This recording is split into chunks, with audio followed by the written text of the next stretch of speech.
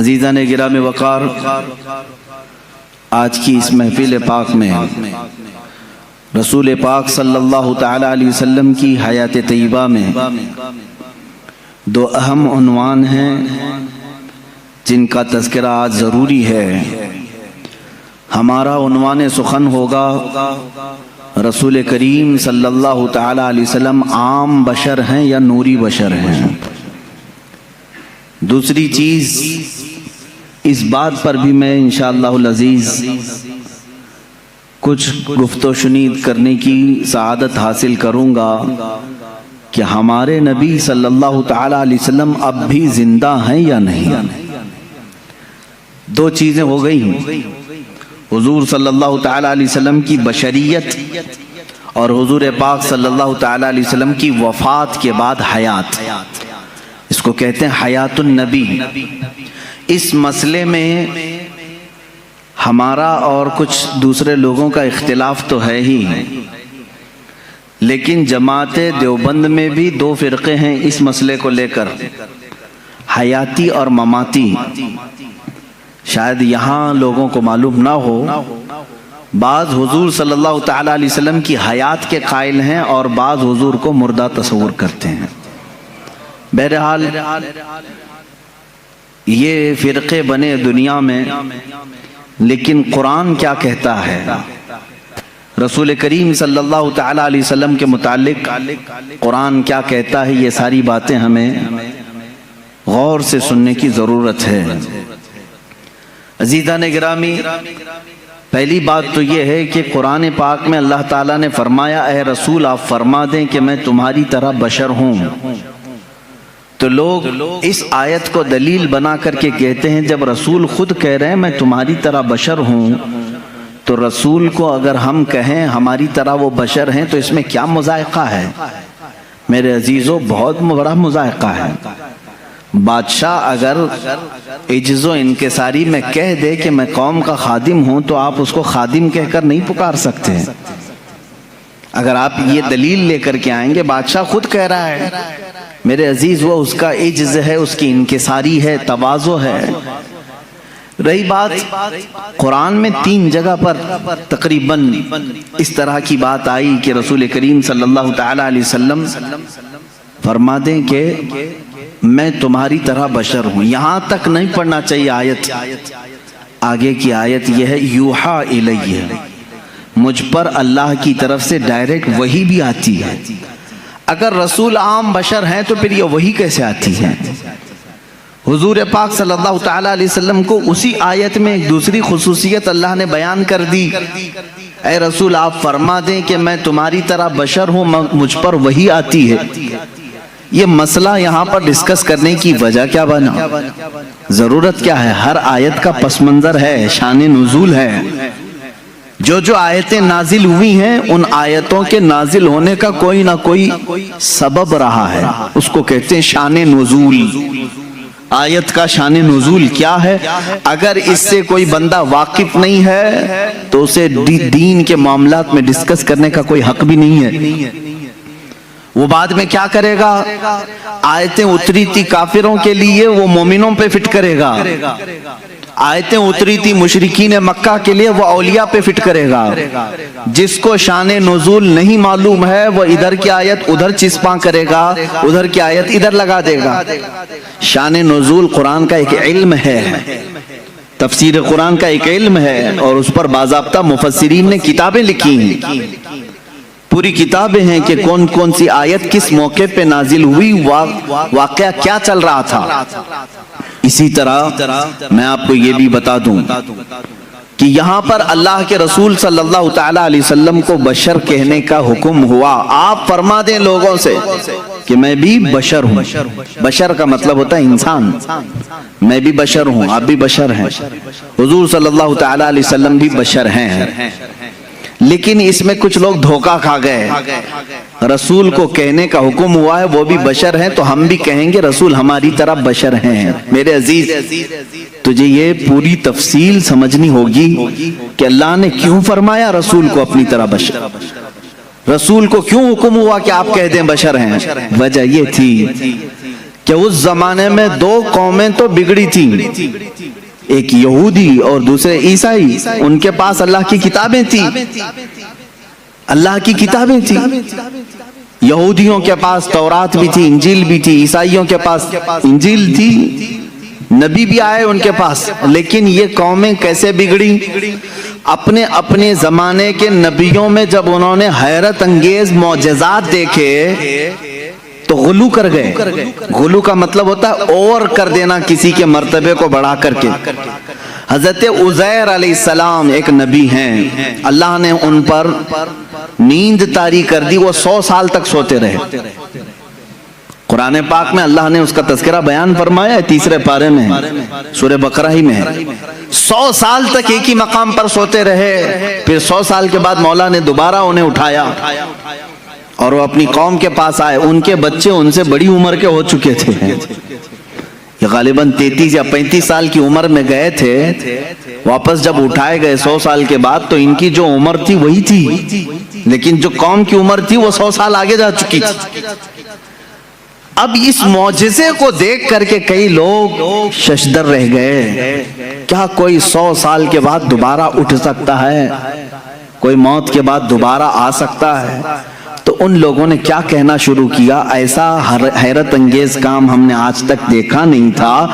اگر عزیر کے ساتھ ایسا ہوتا ہے تو یہ اللہ کا بیٹا ضرور ہوگا. وقالت الیہود عزیر ابن اللہ، تو یہودیوں نے کہا عزیر اللہ کا بیٹا ہے. تو انہوں نے کہاں تک بڑھا دیا؟ اللہ کا بیٹا کہہ دیا. اب ادھر آئیں عیسیٰ علیہ السلام. عیسیٰ علیہ السلام دنیا میں وہ تنہا شخص ہیں جو بغیر باپ کے پیدا کیے گئے. آدم علیہ السلام کے بعد، آدم علیہ السلام کو تو اللہ تعالیٰ نے بغیر باپ بغیر ماں کے پیدا کیا، لیکن عیسیٰ علیہ السلام صرف اور صرف حضرت بی بی مریم سے پیدا کیے گئے، اور حضرت مریم کو کسی نے چھوا تک نہیں، وہ اتنی پاکیزہ تھیں. جبرائیل امین علیہ السلام نے پھونک ماری اور وہ حملہ ہو گئی. اس حمل سے حضرت عیسیٰ علیہ السلام پیدا ہوئے، اور عیسیٰ علیہ السلام کا لقب بھی ہے روح اللہ. اب عیسیٰ علیہ السلام کے کچھ معجزے بھی تھے. وہ مٹی کے پرند بناتے تھے، مٹی کے کیچڑ اس میں پھونک مارتے تو پرندے زندہ ہو کر اڑتے تھے.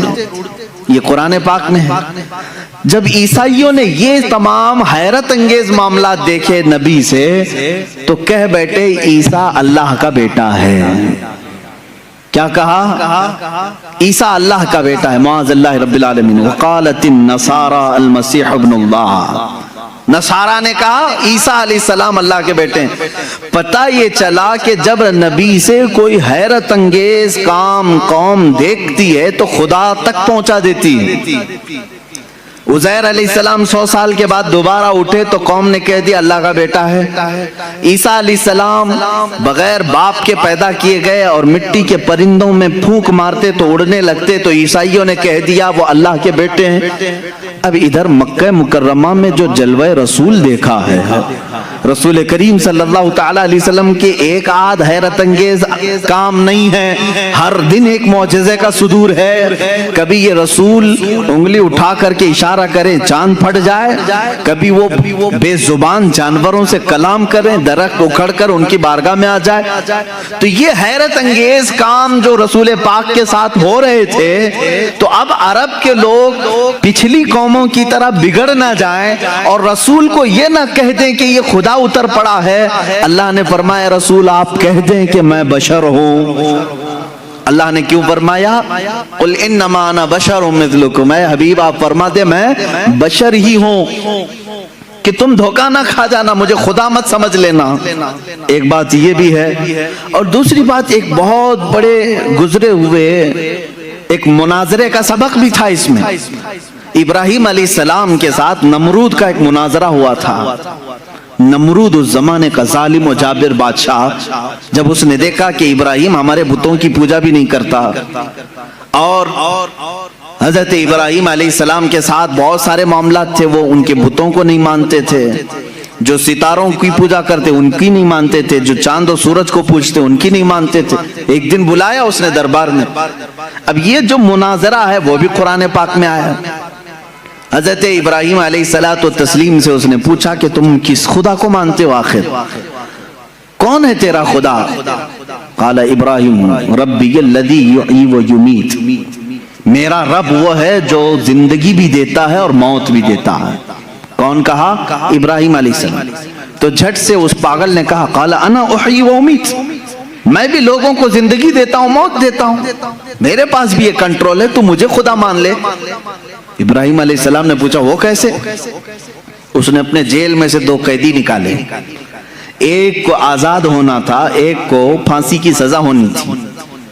تو اس نے کہا دیکھو یہ آزاد ہونے والا ہے اور یہ پھانسی پہ چڑھنے والا ہے آج، لیکن جو مرنے والا تھا اس کو آزاد کر دیا، کہا کہ میں نے اس کو زندگی بخش دی، اور جو آزاد ہونے والا تھا اس کا گلا کاٹ دیا، کہا میں اس کو مار دیا۔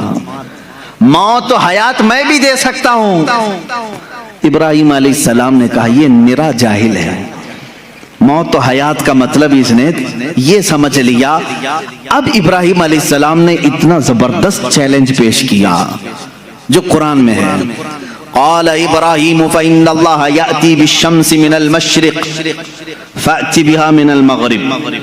اب ابراہیم علیہ السلام نے سیکنڈ جو چیلنج دیا، فرماتے ہیں ابراہیم علیہ السلام میں اس خدا کی عبادت کرتا ہوں، میرا اللہ وہ ہے جو سورج کو مشرق سے نکالتا ہے، سورج کو پورب سے ایسٹ سے نکالتا ہے۔ فأت بها من المغرب، اگر تو خدا ہے تو اس کو مغرب سے نکال کے دکھا، یعنی ویسٹ سے ایک بار نکال۔ چیلنج تو دیکھ رہے ہیں آپ، حضرت ابراہیم علیہ السلام نے نہیں کہا کہ جیسے میرا خدا روز پورب سے سورج نکالتا ہے کل تو نکال، تو کل سورج نکلتا تو وہ یہی کہتا آج میں نے ہی نکالا ہے، آج جو سورج نکلا ہے ایسٹ سے پورب سے مشرق سے وہ میں نے ہی نکالا۔ ابراہیم علیہ السلام نے اپوزٹ چیلنج دیا کہ خدا جب مشرق سے نکال سکتا ہے تو خدا مغرب سے نکالنے پر بھی قادر ہے، سورج اس کے کنٹرول میں ہے، تو اگر خدا ہے تو سورج مغرب سے نکال کے دکھا، جہاں سورج جا کے ڈوبتا ہے وہاں سے تو ایک دن سورج نکال کے دکھا۔ قرآن کہتا فَبُهِتَ الَّذِي كَفَرَ، یہ کافر وہاں مبہوت ہو گیا، لاجواب ہو گیا، ختم ہو گیا مناظرہ۔ یہ کب ہوا؟ ابراہیم علیہ السلام کے زمانے میں۔ ہاں اب اس مناظرے میں جیت اور فتح کس کی ہوئی؟ ابراہیم علیہ السلام۔ کس کی ہوئی؟ اس چیلنج کا جواب وہ نہیں دے سکا، لیکن اس مناظرے سے ایک سبق یہ نکلا، ایک نتیجہ یہ نکلا۔ ابراہیم علیہ السلام نے چیلنج یہ دیا تھا کہ جو خدا ہوگا وہ مغرب سے سورج نکالے گا، جو خدا ہوگا وہ مغرب سے سورج نکالے گا۔ یہ اس زمانے کو 2000 سال بیت گئے، اور جب مدینہ طیبہ کے قریب میں مولا علی کرم اللہ وجہہ الکریم کے لیے نماز عصر قضا ہو رہی تھی، محمد عربی صلی اللہ تعالی علیہ وسلم نے ڈوبے ہوئے سورج کو کہاں سے پلٹایا؟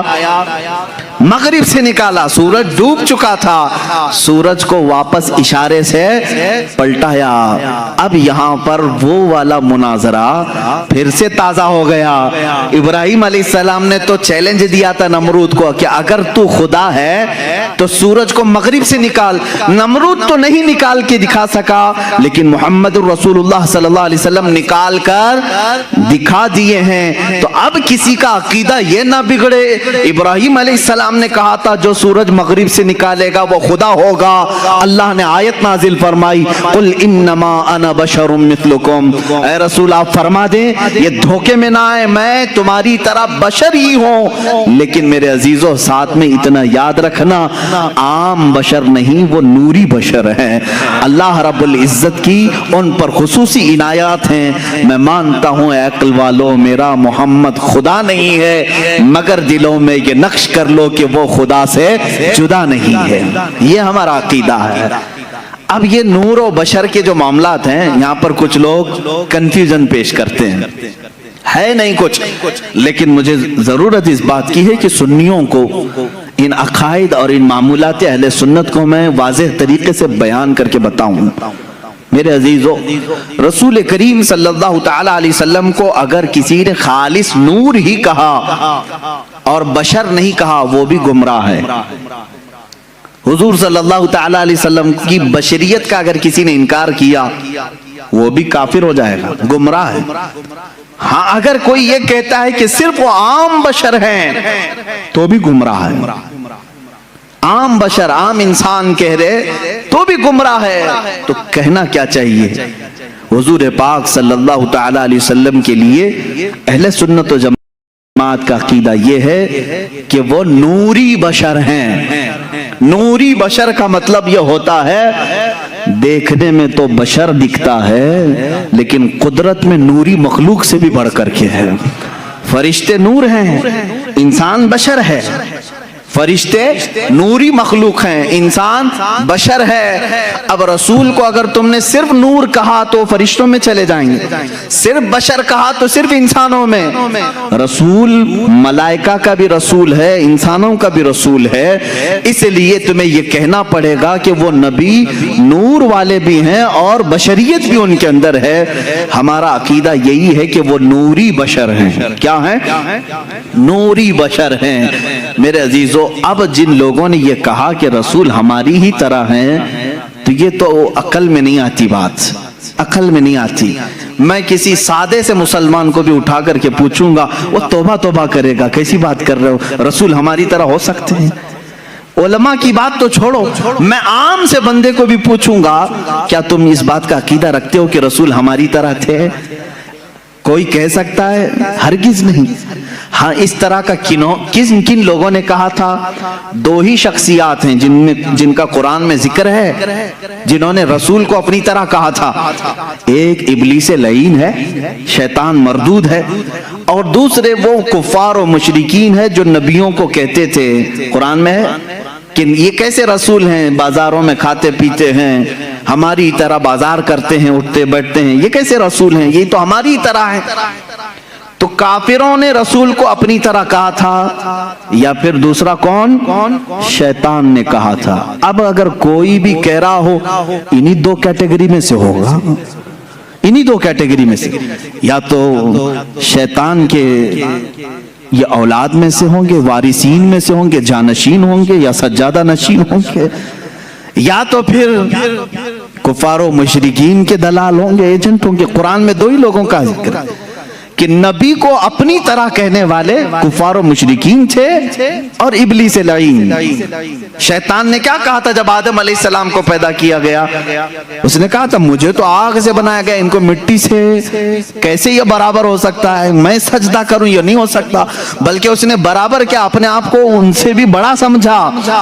جیسے آج لوگوں نے کہا ہے نا، کتابوں میں لکھا ہے امتی عمل کرتے کرتے کبھی نبی سے بھی بڑھ جاتا ہے۔ شیطان نے یہی کہا تھا کہ مجھے آگ سے پیدا کیا ہے، میں آدم سے بڑھ گیا ہوں، یہ مٹی سے ہے۔ عزیزان گرامی وقار، اس طرح کے جملوں سے احتراز کرو، پرہیز کرو، اس طرح کے ڈیبیٹ میں جاؤ بھی مت۔ تم رسول کریم صلی اللہ تعالی علیہ وسلم کی حیات طیبہ میں آج نہیں ہو، ان کی ظاہری زندگی میں نہیں ہو کہ تم ان کے بارے میں فیصلے لیتے رہو گے کہ وہ صرف نور تھے، کہ صرف بشر تھے، عام بشر تھے، یا کیا تھے۔ یہ تمام ڈسکشن نہ کرو، قرآن نے ہمیں جتنا کہا ہے اس پر عمل کرو۔ قرآن نے ہمیں یہ کہا وہ بشر تو ہے لیکن عام بشر نہیں، عام بشر نہیں۔ یہاں کوئی بھی یہ نہ کہے، ایک صاحب نے کہا تھا کیا رسول کے دو کان نہیں تھے، رسول کی دو آنکھیں نہیں تھی، رسول کی ایک ناک نہیں تھی، رسول کے دو پاؤں دو ہاتھ نہیں تھے، پھر آپ الگ کیوں کہتے ہیں؟ ایک صاحب نے یہ بھی ایسے ہی مار دیا انہوں نے برابری کے لیے۔ جب ان پر سخت گرفت کی جانے لگی تو کہے وہ بھی تو انسان ہی تھے نا، ان کی دو آنکھیں تھی، دو کان تھے۔ میرے عزیز، اگر ایسے ہی برابری کا معاملہ رہے تو سور کے بھی دو کان ہیں، تیرے بھی دو کان ہیں، کتے کی بھی دو آنکھیں ہیں، تیری بھی دو آنکھیں ہیں۔ کیا میں نے کبھی کہا کہ تو دیکھنے میں کتے کی طرح دکھتا ہے؟ میں نے نہیں کہا۔ برابری کے یہ اصول نہیں ہوتے، دو کان ہونا برابری کی ضرورت معیار نہیں ہے، دو آنکھ ہو جانا یہ برابری کا معیار نہیں ہے۔ ذرا تم اپنے گریبان میں جھانک کر کے دیکھو، جو رسول کو اپنی طرح بشر کہے، کیا زندگی میں کبھی تمہارے پاس جبرائیل آیا ہے؟ کیا کبھی زندگی میں تمہارے پاس جبرائیل آیا ہے؟ برابری کہنے والے سے میرا سوال ہے، کیا زندگی میں کبھی تجھے معراج کا بلاوا آیا ہے؟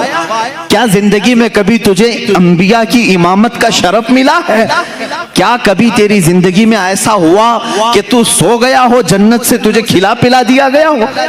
وہ خصوصیات تو میرے مصطفیٰ کو عطا تھی، یہ رسول کریم صلی اللہ تعالیٰ علیہ وسلم کی عنایات تھی۔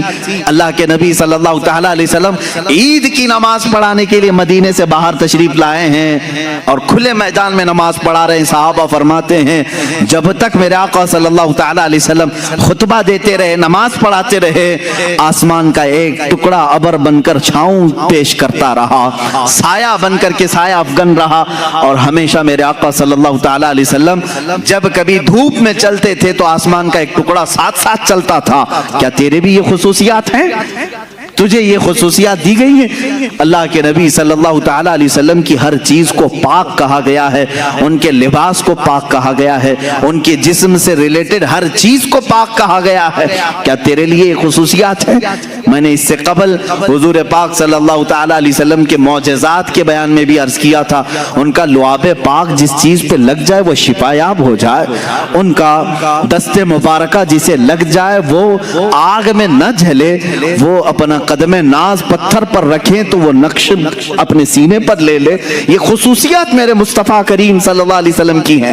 تو برابری کا دعویٰ کرنے والا ان میں سے کوئی ایک چیز لا سکتا ہے؟ جب نہیں ہو سکتا تو اس طرح کی اندھا دھند تیر اندازی بھی نہیں کرنی چاہیے، ادھر کی ادھر کی پھینکا پھینکی نہ کریں۔ دین کے معاملات میں امت کو ادب سکھایا جائے، تو ہم پوری زندگی عمل کر کے بھی کسی صحابی کے درجے کو نہیں پہنچ سکتے، رسول بہت دور کی بات ہے۔ اللہ کے نبی صلی اللہ تعالیٰ علیہ وسلم کے متعلق یہ عقیدہ رکھیں کہ وہ نوری بشر ہیں۔ کیا ہیں؟ وہ نوری بشر ہیں۔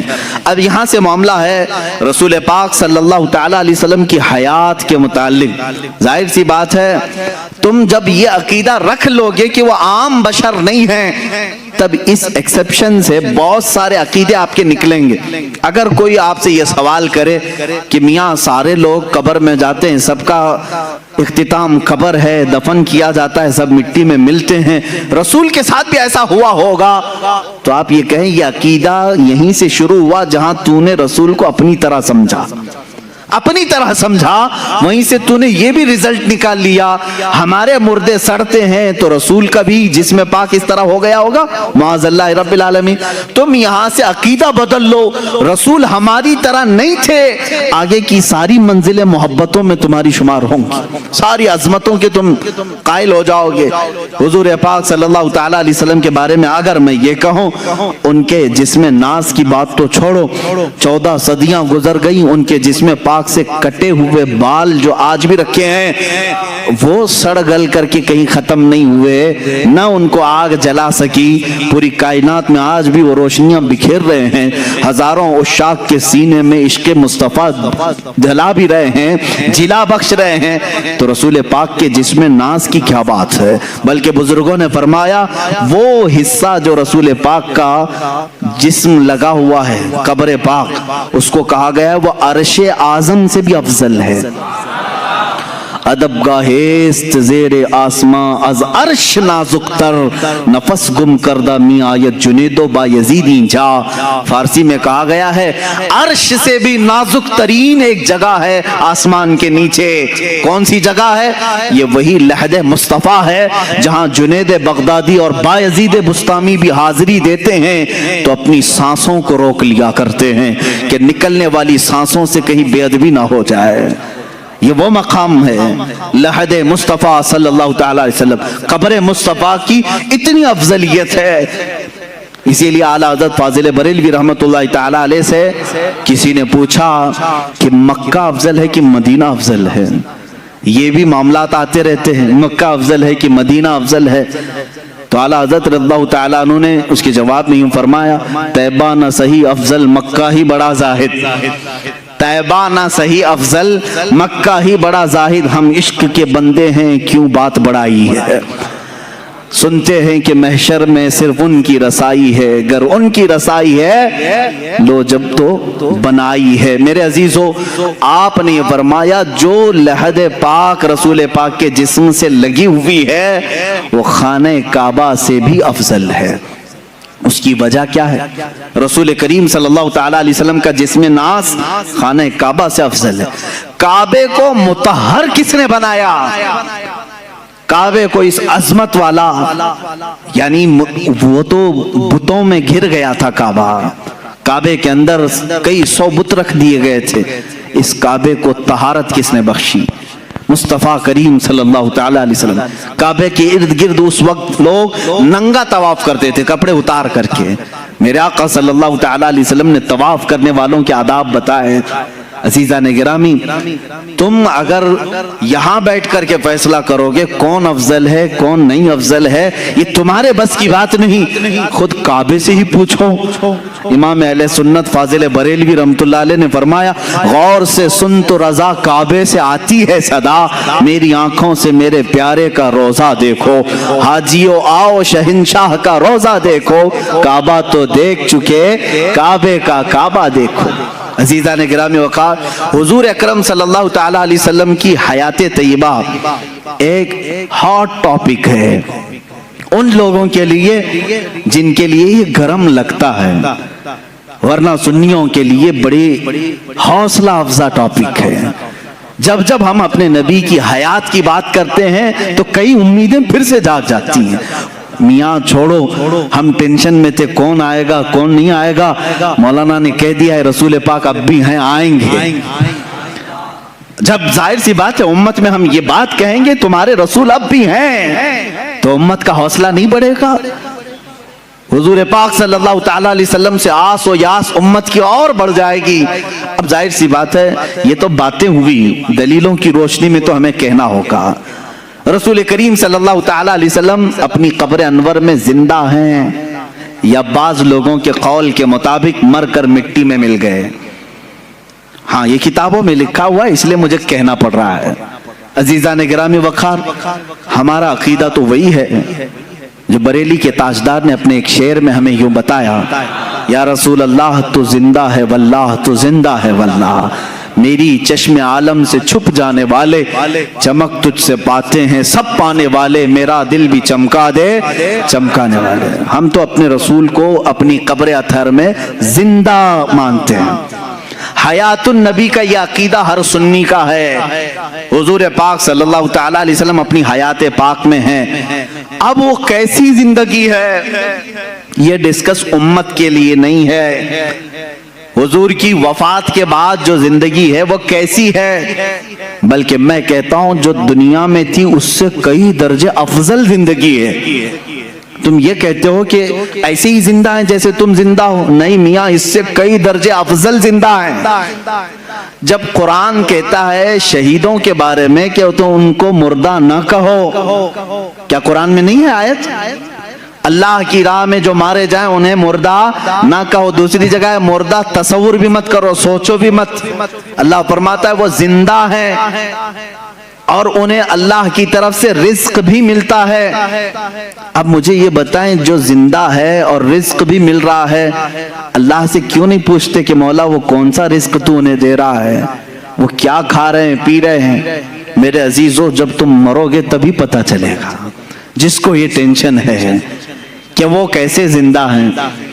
لیکن قرآن نے یہ کہا کہ وہ زندہ ہیں تو ہمارا عقیدہ ہے کہ وہ اللہ نے ان کو جیسی زندگی دی ویسے زندہ ہے۔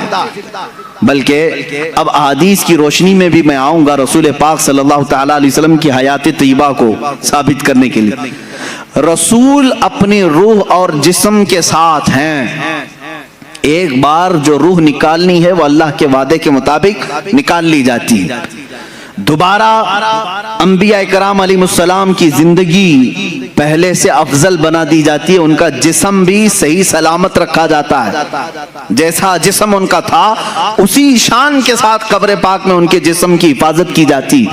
کیونکہ اللہ کے رسول نے خود فرمایا ان اللہ حرم علی الارض ان تاکل اجساد الانبیاء فنبی اللہ حی یرزق، اللہ نے بے شک زمین پر حرام کر دیا ہے وہ نبیوں کے جسموں کو کھا نہیں سکتی، نبیوں کے جسموں کو کھانا زمین پر اللہ نے حرام کر دیا۔ اللہ کے نبی زندہ ہوتے ہیں، انہیں رزق بھی دیا جاتا ہے، یہ حدیث پاک ہے۔ اب آئیں میں دلائل کی روشنی میں کہتا ہوں، عربی کی اگر عبارات بھی پڑھوں، تھوڑا بہت میں آپ کو گرامر بھی بتا دوں، جو جملے ہوتے ہیں ان جملوں میں کیا چیز کا ہونا ضروری ہے۔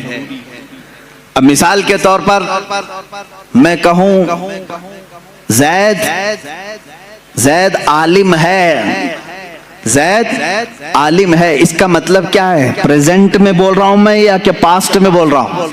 پریزنٹ میں نا، عام بندہ سمجھ رہا ہے، پریزنٹ بات کر رہا ہوں، حال کی بات کر رہا ہوں۔ زید عالم ہے، اس کا مطلب ہے ابھی ہے، زید عالم ہے۔ اسی قاعدے اور گرامر کے حساب سے آگے چلتے ہیں۔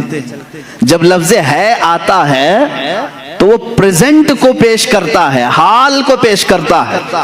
اب آؤ میرے عزیزو، اس پر تو پورا اسلام کھڑا ہے۔ تمہارا کلمہ کیا ہے؟ لا الہ الا اللہ محمد رسول اللہ۔ کلمہ ہر مسجد میں ملے گا، ہر جگہ تمہیں ملے گا، ترجمے کے ساتھ بھی ملے گا۔ لا الہ الا اللہ کا ترجمہ کیا ہے؟ کوئی معبود نہیں اللہ کے سوا، یہ ایک ہو گئے، ہم نے نفی کر دی۔ دوسرا ورڈ آتا ہے محمد رسول اللہ ہے، یہ اب اس کو ہم ملا کے پڑھتے ہیں محمد رسول اللہ، محمد اللہ کے رسول۔ کیا کہہ رہے ہیں؟ محمد اللہ کے رسول۔ پاسٹ میں تھے کہا میں نے، آپ ترجمہ کبھی کلمے کا یوں کرتے ہو محمد اللہ کے رسول تھے؟ نہیں، ہمارا ہر بچہ ترجمہ یہی کرے گا محمد اللہ کے رسول ہے۔ یہ اس بات کی علامت ہے کہ رسول آج بھی زندہ ہیں۔ میرے عزیزو، ہم مردہ رسول کو مانتے تو یہ کہتے وہ اپنے زمانے میں رسول تھے، جب جب کلمہ پڑھ رہے ہیں ہم اقرار کر رہے ہیں رسول ہیں، محمد اللہ کے رسول۔ کلمہ ہمارے نبی کی زندگی کی بڑی دلیل ہے، اور اگر رسول پاک کی حیات کا کوئی منکر ہے تو میں سمجھتا ہوں اس کا کلمہ ہی ادھورا ہے۔ وہ رسول پاک صلی اللہ تعالیٰ علیہ وسلم کی رسالت کو پاسٹ میں مان رہا ہے، ابھی نہیں مان رہا ہے۔ محمد اللہ کے رسول ہیں، اس سے سمجھ میں آیا رسول ہیں کہ نہیں؟ ابھی ہے۔ میرے عزیزو، صحابہ نے بھی یہی کلمہ پڑھا، اولیاء نے بھی یہی پڑھا، تابعین نے بھی یہی پڑھا، ہم بھی یہی پڑھ رہے ہیں۔ اللہ کی ذات سے کروڑ ہاں یقین ہے کہ ہمارے بچے بھی یہی پڑھیں گے انشاءاللہ العزیز، ہماری نسلیں بھی یہی پڑھیں گے۔ آج بھی رسول زندہ ہیں، کل بھی زندہ تھے، اور قیامت تک انشاءاللہ العزیز ہمارا یہ عقیدہ بھی زندہ رہے گا۔ رسول پاک صلی اللہ تعالیٰ علیہ وسلم کی حیات طیبہ کو جنہوں نے ڈسکنیکٹ کیا، ان کا نقصان کیا ہوا جانتے ہیں؟ جنہوں نے کہا رسول مر کر مٹی میں مل گئے، معاذ اللہ، ان کے ساتھ وہی ہوا جیسے بدتمیز اولاد کے ساتھ ہوتا ہے۔ باپ کو دفن کر کے آنے کے بعد اب تو کوئی نہیں ہے، باپ بھی نہیں ہے، باپ کو ہم خود ہی دفن کر کے آ گئے، اب ختم ہو گیا ہوگا، باپ کا وہ ڈر ختم ہو گیا، گھر سے چلا گیا، اولاد بگڑ گئی۔ کچھ اولاد کے ساتھ ایسا ہوتا ہے، باپ کے جانے کے بعد وہ من مانی کرنے لگا۔ میرے عزیزو، جس کا تصور یہ ہے رسول اب بھی زندہ ہے اور مجھے دیکھ رہے ہیں، اس کے دل میں ہمیشہ اپنے رسول کی عظمت برقرار رہتی ہے، ہمیشہ اپنے رسول کے بارے میں اس کے دل میں ایک ہیبت رہتی ہے۔ اللہ کے رسول ہیں، جب مدینہ طیبہ جاتے رہتے ہیں کیا سوچ کر جاتے ہیں لوگوں؟ وہاں جانے کے وقت قدم لڑکھڑانے لگتے ہیں، رسول اپنی قبر سے مجھے دیکھ رہے ہوں کہ میں کیا منہ لے کر کے ہوں۔ اور اگر کوئی یہ سوچ کر جاتا ہے نہیں وہ تو عام قبروں کی طرح مر کر ختم ہو گئے، میرے عزیزوں پھر ان کے دلوں میں ادب بھی نہیں رہتا، مدینے جانے کا بھی کوئی تصور نہیں رہتا۔ لیکن دیکھا ہے ہم نے جنہوں نے رسول پاک کو اپنی قبر انور میں زندہ تسلیم کیا، ان کا ادب بھی اتنا بڑھ جاتا ہے، وہ وہاں سے گزرتے بھی ہیں، ان کی آنکھوں سے ٹپ ٹپ آنسوؤں کی جھڑی جاری رہتی ہے اور الفاظ نکل نہیں پاتے۔ کئی ایسے لوگ ہیں جو بے قرار ہو جاتے ہیں اس لیے کہ انہوں نے اپنے رسول کو زندہ تسلیم کیا، اور جنہوں نے حضور پاک صلی اللہ علیہ وسلم کی زندگی کا انکار کیا اس کی ایک صاف مثال میں نے دیکھا مدینہ طیبہ میں جالیوں کے قریب ایک متوع، یہ متوع وہی ہیں جو سفید جبہ لال رومال پہن کر کے جو لوگوں کو گمراہ کرنے کے لیے جن کو رکھا گیا ہے، ہر ایک کو کاٹتے پھرتے رہتے ہیں، یہ پٹا ہی نہیں ہے ان کے اندر، مالک نے پٹا ڈالا نہیں ہے، آوارہ پھرتے رہتے ہیں، جو نظر آیا اس کو کاٹ دیتے ہیں۔ ہونا یہ چاہیے کہ جو گورنمنٹ انہیں پال رہی ہے پٹا ڈال کر کے رکھے، اس لیے کہ دنیا بھر سے لوگ آتے ہیں، روڈ پہ اس طرح کتوں کو چھوڑو گے تو ہر آنے جانے والوں کے لیے تکلیف بھی ہے۔ اب یہ وہی کرتے رہتے ہیں۔ ایک بار ہمارے سامنے کی بات ہے، پاکستانی حاجیوں کو یہ اس طرح سے ڈیبیٹ کر رہے ہیں، رسول کچھ دے نہیں سکتے، یہ نفع نقصان کسی چیز کے مالک نہیں، وہ کہہ رہا ہے نہیں میرا رسول دے گا، وہ پاکستانی بیچارہ بار بار کہہ رہا ہے۔ اس نے غصے میں آ کر کے جالیوں کے سامنے پیر یوں مارنا شروع کیا اور اپنی پیٹھ سے جالی گھسنے لگا، اگر کچھ کر سکتے تو دیکھو مجھے کچھ ہوا کیا، وہ دکھا رہا ہے۔ میرے عزیزو، جن لوگوں کا عقیدہ یہ ختم ہوا نا، رسول ختم ہو گیا ہے، وہ اسی طرح کی حرکتوں پہ آتے ہیں، اور میں سمجھتا ہوں اس سے لاکھ درجے افضل وہ بوڑھا پاکستانی تھا جو اگرچہ عالم نہیں تھا لیکن رسول پاک کی بارگاہ میں اتنے ادب سے کھڑا تھا کہ اس کی آنکھیں آنسوؤں سے بھری ہوئی تھی، ادب سے کھڑا ہوا تھا۔ عزیزان گرامی وقار، اس عقیدے کو آج پھر سے زندہ رکھو اپنے سینوں میں، اپنے ذہن میں۔ ہمارے نبی کو ہم نے مردہ تصور نہیں کیا، کلمہ پڑھا بھی ہے تو زندہ رسول کا کلمہ پڑھا ہے۔